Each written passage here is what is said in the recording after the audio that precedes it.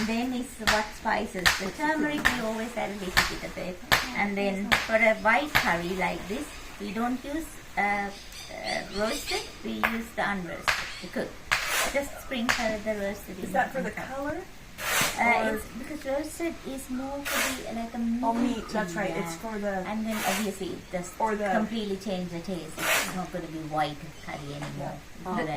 The fenugreek, do you bash it or do you just put it straight in? It's just put it in. It just gets a taste, and we normally don't eat it either. It will just stay in the. So it's the curry leaves, cardamom, and cinnamon that you put in everything. And then it's sometimes unroasted and turmeric and a little bit of turmeric.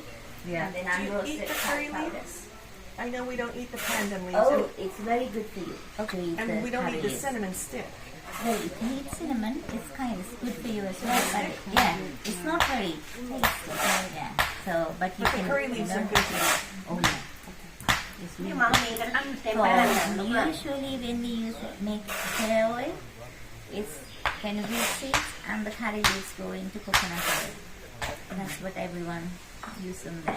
And do you usually use kind of the same ratios of the spices? Or turmeric is half the amount of unroasted curry powder. Oil them, Unless of course it's mainly less turmeric. yeah.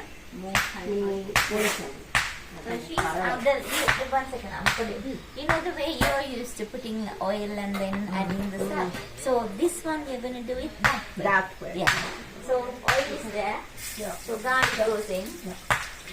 The pots are amazing Yeah. for cooking. I mean, they're really good pots. They are really. I've seen them We spin have on the to side fire. of the I mean, the thing is, fire, once you cook cooking fire, fire.